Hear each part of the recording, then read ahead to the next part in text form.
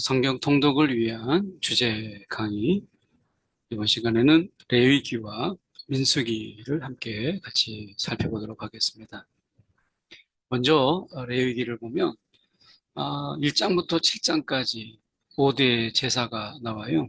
번제, 소제, 화목제, 그리고 속제제, 속건제.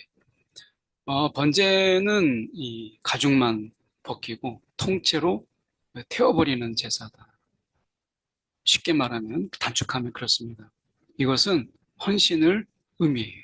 전부를, 이제 물론 가죽은 벗기지만 이제 전부를 통째로 태워드리는 그런 것이기 때문에 헌신을 의미한다. 그래서 우리가 이 번제를 통해서 이제 나를 드리는 거죠. 그리고 이제 소제, 곡식으로 바치는 제물을 우리가 소재라고 해요. 가루로 이제 만들어서 바치는 것을 이야기하죠. 그리고 화목제, 제물을 바친 사람이 그 제물을 제사장과 함께 나누어 먹는 이러한 모습을 보이는 거죠. 그래서 화목제.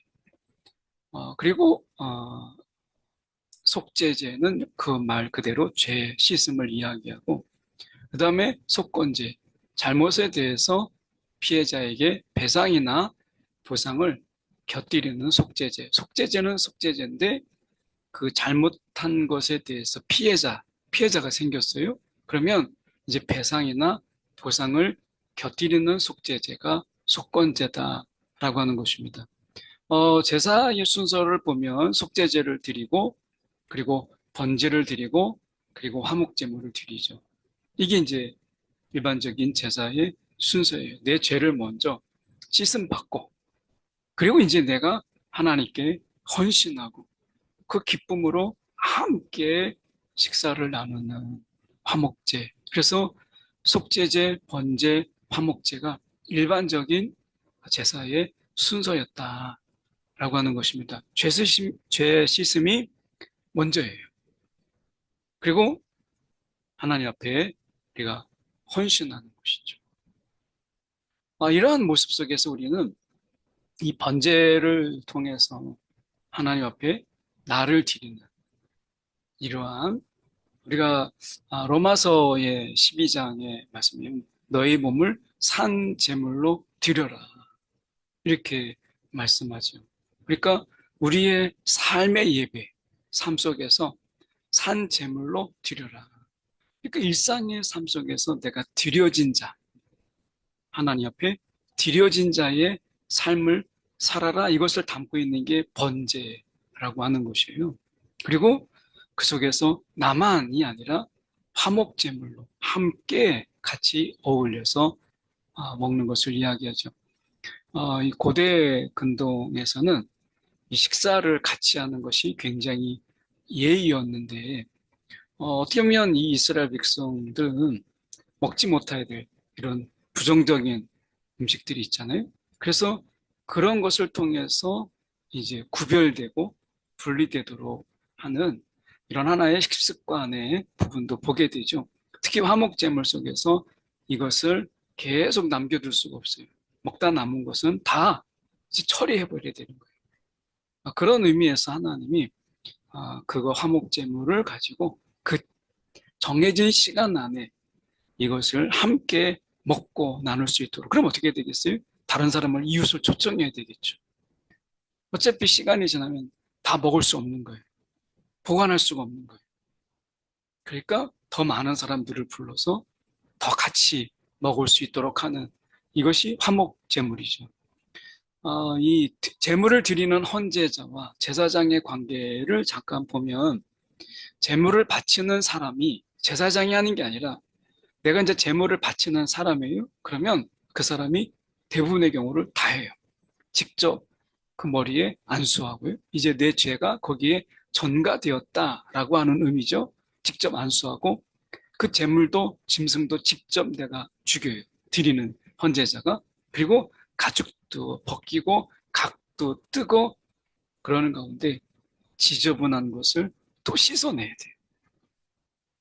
근데 이거에 반해서 제사장은 이것을 받아 제단을 올리는 정도의 역할을 해요.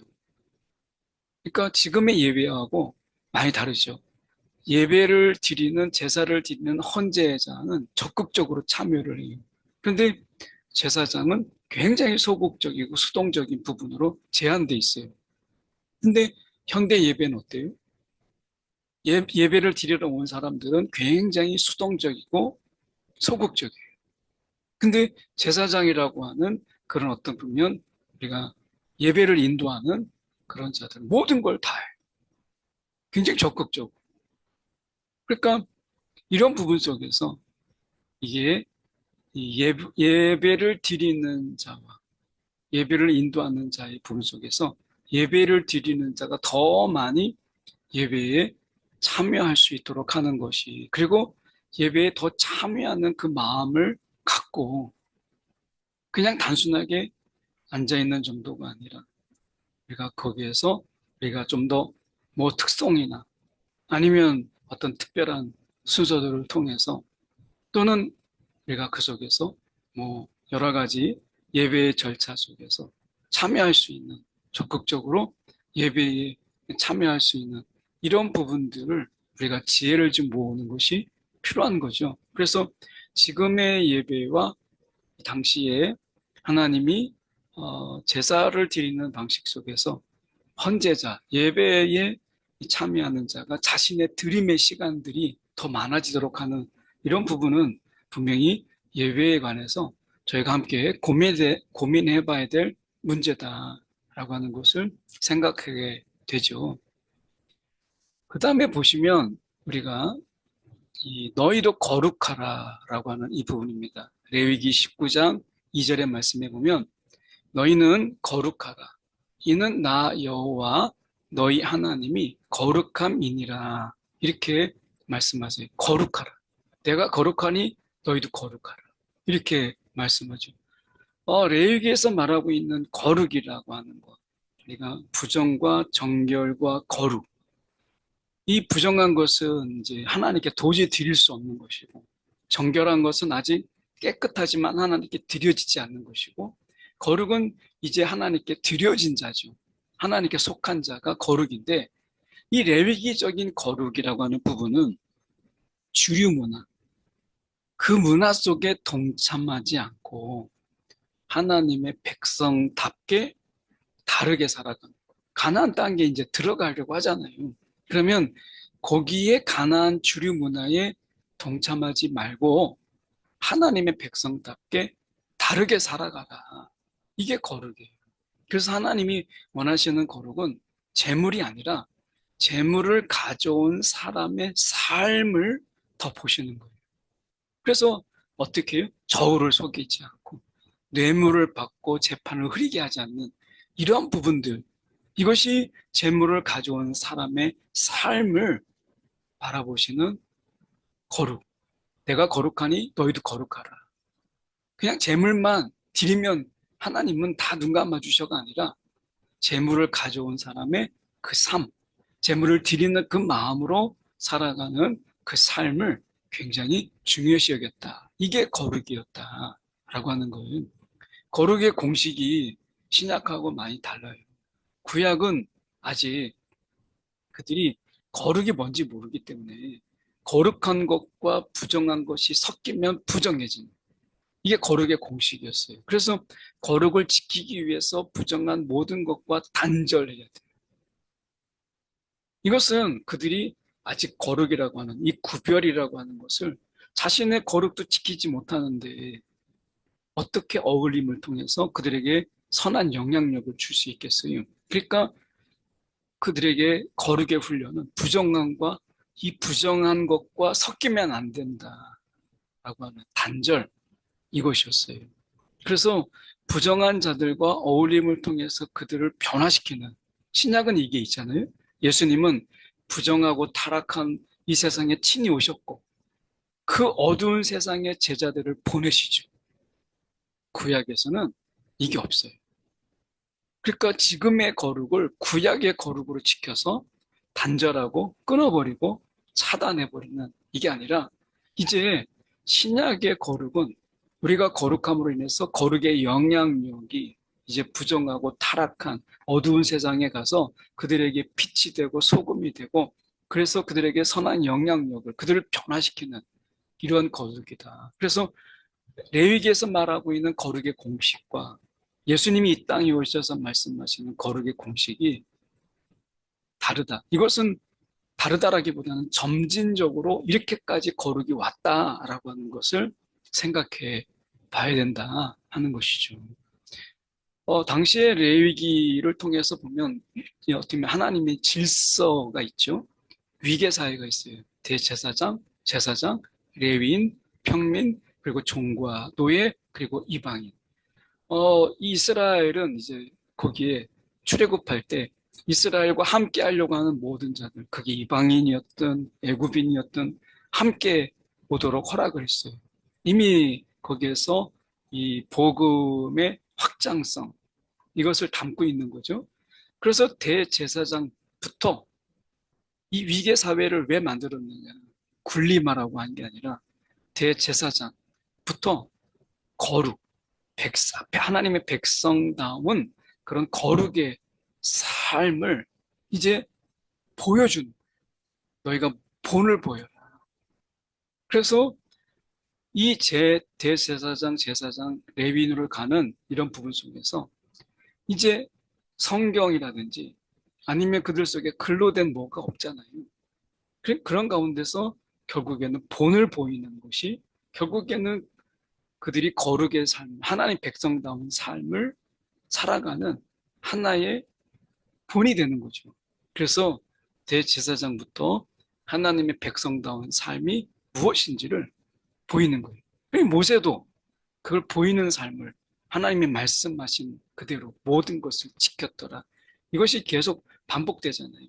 그래서 대제사장부터 더 나아가서 모세부터 하나님의 백성다운 삶이 무엇인지를 보이는 것이죠. 오늘 우리도 왕 같은 제사장으로서 세상에 하나님의 말씀을 알지 못하는 그런 자들에게 하나님의 백성의 삶이 무엇인가?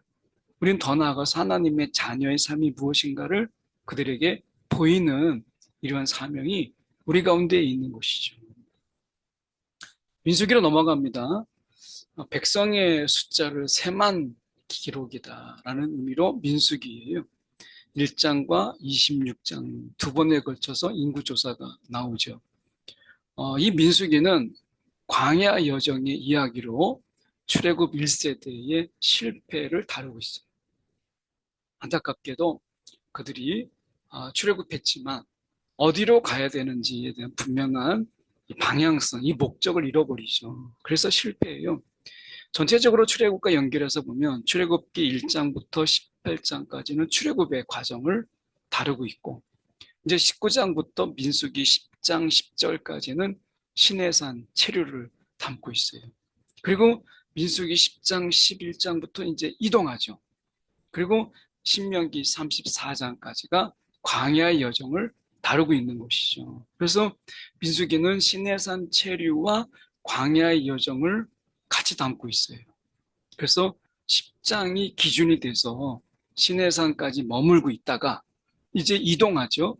그래서 이제 민수기 10장 11절에서 이동해서 광야의 여정으로 보여주는 그 중간의 모습 속에서 그 광야의 실패, 광야 여정의 출애굽의 1세대의 실패를 다루고 있다라고 하는 것입니다. 실패를 통해서 배우라라고 하는 거죠.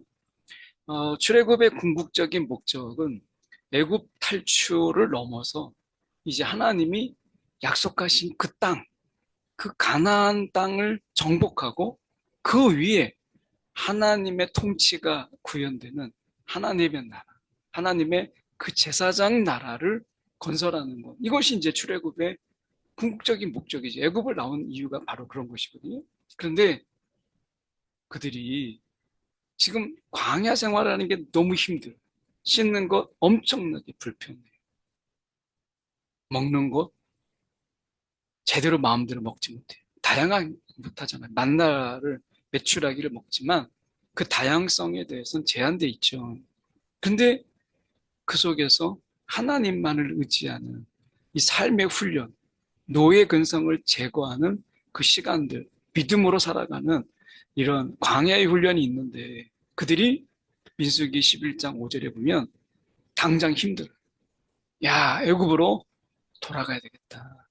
우리가 애굽에 있을 때 값없이 생선과 오이, 기타 등등이 먹었던 것이 생각이 나는 거예요. 야, 이제 우리가 애굽으로 돌아가자. 약속의 땅에, 가나안 땅, 약속의 땅에 들어가지 못하고 광야에서 하나님의 심판을 받아서 죽음을 맞이한 어떻게 보면 안타까운 이야기가 민수기예요. 광야, 가나안 정탐을 이제 합니다. 광야에서. 그래서 지파별 대표로 12명, 40일 동안 정탐을 하죠. 여호수아와 갈렙, 10명, 12명 중에 여호수아와 갈렙만 믿음의 근거에서 이 땅을 우리가 하나님 우리 가운데 주셨다. 우리가 치자. 이렇게 돼 있는데 나머지 10명은 이 거인들의 후손, 안악자손이죠. 안악자손을 보고 겁을 먹는 거예요. 막 2m가 넘는 거구에 이런 장신들이거든요. 그러니까 야, 정복은 불가하다. 속마음은 뭐겠어요? 애굽으로 돌아가면 산다. 이거거든요. 그러니까 이 10명의 보고가 다른 이스라엘 사람들이 듣고 싶었던 말이죠. 속으로 말은 못하지만 이게 듣고 싶었던 말인 거예요. 근데 10명의 정탐꾼들이 이걸 이야기해 주는 거죠. 우리가 들어야 될 말을 듣지 않고 듣고 싶은 말에 매어 있을 때 이때가 위험한 거예요. 인생이라고 하는 것을 가만히 보면 하나님의 임재와 부재 이거를 경험해요. 어떨 때는 하나님이 우리 가운데 막 임재를 통해서 하나님이 함께 하시고 하나님의 능력이 하나님의 도우심 막 경험돼요. 그런데 부재를 경험하죠. 하나님이 침묵하시고 보이지 않아요. 그래서 하나님이 우리를 버리신 것 같고 하나님이 우리에게 무관심한 것 같고 하나님이 내 기도를 정말 들으실까? 막 이런 의심이 들 때가 있어요. 그럴 때 임재의 때를 경험하면서 그것을 기억하는 거예요. 하나님이 함께 하셨을 때 그 하나님 어떠셨는가? 그래서 임재의 때를 기억하면서 부재의 때를 견디는 거예요. 마치 요셉이 우리가 애굽에서 있을 때 어떻게 7년 풍년, 이 풍년의 때를 가지고 흉년의 때를 이겨내잖아요. 마찬가지예요. 하나님이 임재를 경험하는 은혜를 가지고 우리가 하나님의 부재를 경험하는 하나님이 침묵하시고 나를 버리신 것 같고 할 때 이것을 이겨내는 것. 이게 신앙이에요. 그런데 이스라엘 백성들은 이것에 대해서 철저하게 실패해요.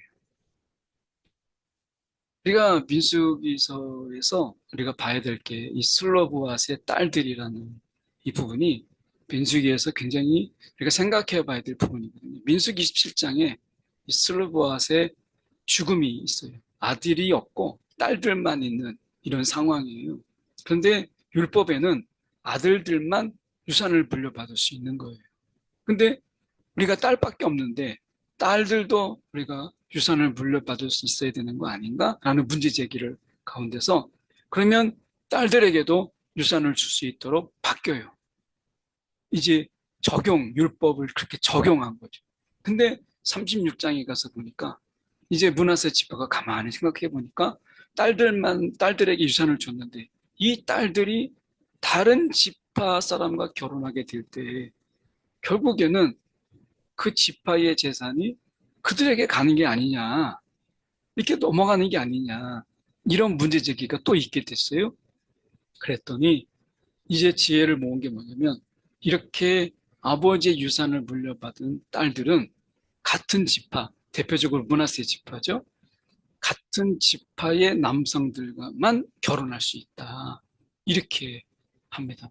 이것이 중요한 게 뭐냐면 율법을 문자대로 적용한 게 아니라 율법을 그때에 맞게끔 율법의 빈틈들이 있잖아요. 근데 그 율법의 본질을 가지고 우리가 율법을 적용하는 하나의 예의였다. 하나의 예의라는 거죠.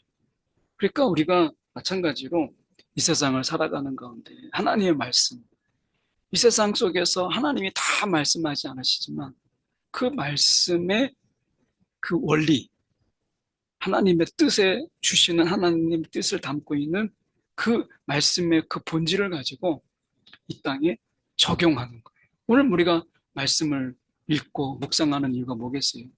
오늘 우리가 놓여져 있는 문제에 딱 맞게 주어지는 말씀이 얼마나 돼요. 근데 그 말씀의 본질을 가지고 적용을 해 나가는 것이죠.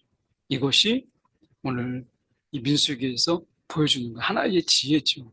오늘도 우리가 이런 말씀의 적용이 있는 이것은 성령 안에서 얼마든지 우리에게 가능하거든요. 성령이 이런 적용의 예를 우리 가운데 지혜를 주세요. 이게 우리는 신약의 시대를 살고 있잖아요. 성령이 이것을 깨닫게 해주세요.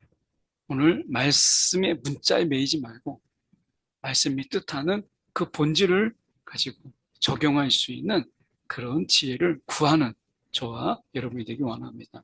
기도하겠습니다. 사랑에 많으신 하나님 아버지, 주님 이 시간 기도합니다. 오늘도 레위기와 민수기를 통해서 하나님, 내가 믿음의 삶을 살아갈 때 세상과 구별된 그런 자의 삶, 특히 믿음의 구별, 그 말씀을 내가 대하는 이 구별이 있게 하사 오늘도 원하는 말씀이 아니지만 들어야 될 말씀 앞에 아멘하는 그런 우리의 삶이 되게 하여 주옵소서. 살아계신 예수 그리스도를 받들어 기도드리옵나이다. 아멘.